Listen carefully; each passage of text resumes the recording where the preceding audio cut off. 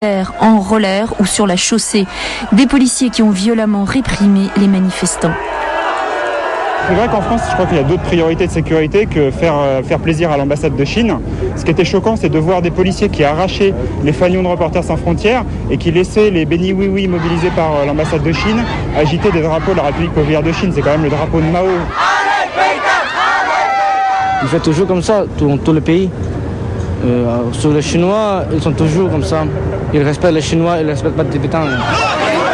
Les multiples manifestations ont vite atteint leur but. Dès le début d'après-midi, la flamme a pris du retard.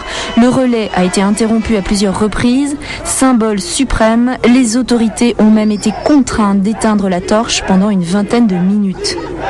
Après avoir été transportée sur plusieurs kilomètres dans un bus, la flamme olympique est enfin réapparue sur les Champs-Élysées, mais toujours sous les huées des manifestants. On a l'impression d'assister à un défilé de policiers plus qu'à la flamme olympique.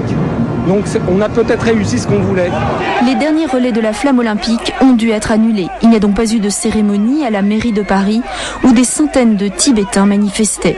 Le maire de Paris a tout de même tenu à déployer un drapeau de Reporters sans frontières et un drapeau tibétain à l'intérieur de l'hôtel de ville. Je suis solidaire du peuple tibétain qui demande simplement sa dignité.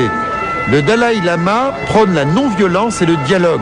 Les autorités chinoises doivent répondre à cette bonne volonté du Dalai Lama et le peuple tibétain a droit à la dignité. Dernier pied de nez, c'est Robert Ménard, président de Reporters sans frontières, qui a allumé une flamme du haut de la cathédrale Notre-Dame. Alors que la flamme officielle était transportée en bus, presque en catimini, jusqu'à l'étape finale du stade Charletti. J'accueille depuis notre studio de Paris Patrick Bloch, maire du 11e arrondissement et vice-président du groupe Tibet à l'Assemblée nationale. Monsieur Bloch, bonsoir. Bonsoir. Alors, Monsieur Bloch, Pékin avait joué de superlatifs pour vendre la flamme olympique. Jamais on n'avait vu autant de relayeurs sur un trajet aussi long. En réalité, ce sont les escortes de sécurité qui ont battu tous les records, comme on vient de le voir. Quels sont les enseignements que vous tirez de l'opposition qu'a suscité le passage de la torche olympique à Paris ? Écoutez, c'est d'abord un sentiment de tristesse. Voilà, compte tenu de ce que sont les valeurs de l'olympisme, je me suis dit qu'aujourd'hui, finalement, ces valeurs de l'olympisme, ces valeurs de paix, de respect des autres, eh bien, ce sont finalement tous ceux qui se sont mobilisés, l'opinion parisienne et au-delà l'opinion française et internationale, qui se sont mobilisés à Paris aujourd'hui, comme à Londres hier, pour refuser donc la manière dont la Chine réprime le peuple tibétain et d'autres peuples sur son territoire, de la manière dont les droits de l'homme sont bafoués en Chine, et pour voilà, tout simplement rappeler que le peuple tibétain n'est plus maître de son destin depuis maintenant un demi-siècle. Voilà, c'est cette solidarité avec le Tibet, c'est ce respect des droits de l'homme en Chine que nous avons exprimé, tout particulièrement d'ailleurs à l'Assemblée nationale, puisque nous étions une quarantaine de députés à brandir cette banderole pour le respect des droits de l'homme en Chine et à déployer haut le drapeau du Tibet pour que le Tibet soit libre très bientôt. Alors justement, le groupe Tibet à l'Assemblée nationale rassemble des députés de tous bords politiques. Quels sont vos objectifs en ce qui concerne les Jeux de Pékin cet été ? Nous nous disons que nous sommes, voilà, le 7 avril, les Jeux Olympiques débutent le 8 août, nous avons 4 mois stratégiques.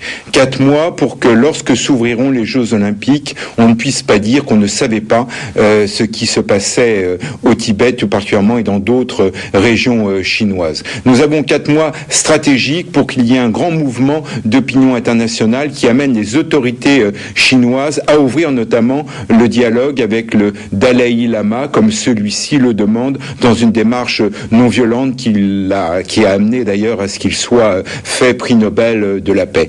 4 mois qui nous amènent aujourd'hui à demander, bien sûr, aux autorités françaises, à d'autres autorités nationales dans d'autres pays du monde, et tout particulièrement à l'Union européenne, bien entendu, à ce que soit boycottée la cérémonie d'ouverture des Jeux Olympiques. On nous dit souvent, ne confondez pas le sport et la politique. Mais en l'occurrence, la cérémonie d'ouverture d'ouverture. Oui, ça c'est de la politique, c'est le moyen pour les autorités chinoises de se donner une belle image.